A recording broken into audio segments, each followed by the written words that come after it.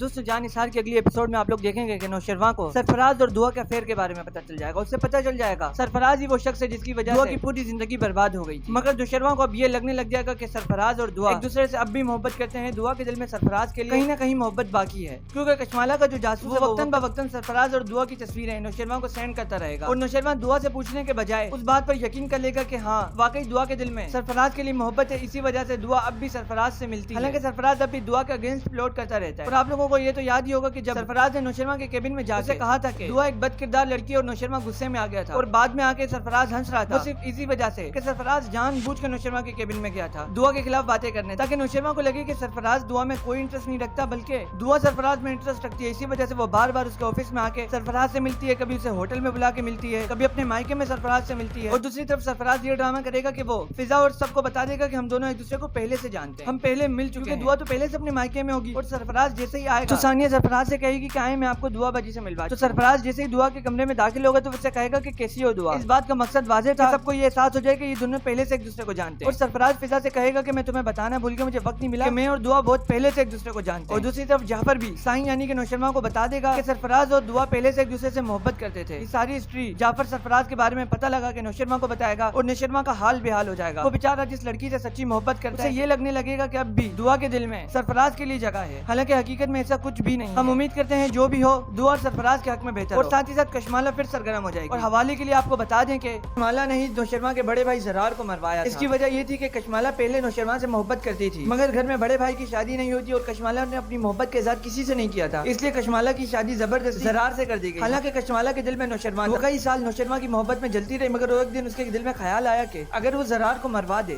تو اماں سے اور بابا سے بچوں کا مستقبل محفوظ کرنے کے لیے اس کی شادی نوشرواں سے کروا دیں گے, اور وہ اس طریقے سے نوشرواں کو حاصل کرنے میں کامیاب ہو جائے گی. وہ یہی کرتی ہے, جیسے اس نے دعا پہ جان لیوا اٹیک کروایا تھا, اسی طریقے سے وہ زرار پہ بھی جان لیوا اٹیک کروا دیتی ہے, اور زرار اس اٹیک میں مر جاتا ہے. سب کو لگتا ہے کہ بابا سائیں کے دشمنوں نے زرار کو مروایا ہے, مگر حقیقت تو یہ ہے کہ کشمالہ نے ہی زرار کو مروایا تھا, صرف اور صرف نوشرواں کو حاصل کرنے کے لیے. مگر اس کی یہ ساری چالاکیاں, یہ سارا خون رائگا گیا, اس نے ایک جان بھی لے لی, مگر وہ پھر بھی نوشرواں کو حاصل نہ کر سکی, کیونکہ نوشرواں کے دل میں تو فرح تھی, اور وہ کشمالہ کو تو ہمیشہ سے اپنی بھابھی کی نظروں سے دیکھتا رہا. اسی وجہ سے وہ کبھی کشمالہ کو ایکسپٹ نہیں کر سکا. اور پھر جب دعا نوشرواں کی زندگی میں آئی تو کشمالہ کی تو تن بدن میں آگ لگ گئی کہ میں نے جس شخص کو حاصل کرنے کے لیے کسی کی جان لے لی, اور یہ معمولی سی لڑکی آگے کس طریقے سے نوشرواں کو حاصل کر سکتی. کشمالہ نے دعا کو مروانے کی بھی کوشش کی, بہت سی سازشیں کی, وہ ساری سازشوں میں ناکام ہوئی. تو دوستوں اب یہ ڈرامہ بہت ہی زیادہ انٹرسٹنگ ہوتا جا رہا ہے. ہم امید کرتے ہیں کہ یہ ڈرامہ تقریباً 60 ایپیسوڈ تک تو جائے گا, کیونکہ ابھی کشمالہ کا سین بھی فارغ ہونا باقی ہے, اور ابھی نوشرواں اور دعا کو سرفراز کا بھی گیم بجانا ہے. ہم امید کرتے ہیں کہ جو بھی ہو دعا اور نوشرواں کے حق میں بہتر ہو. آپ سے ریکویسٹ ہے کہ آپ ہمارے چینل کو سبسکرائب لازمی کریں, اس ویڈیو کو اپنے دوستوں کے ساتھ بھی شیئر کریں, اور اس ویڈیو کے بارے میں آپ کی کوئی بھی رائے ہو تو آپ ہمیں کمنٹس میں ضرور بتائیں. پھر ملاقات ہوگی اپنی اگلی کسی نئی ویڈیو میں, تب تک کے لیے گڈ بائے.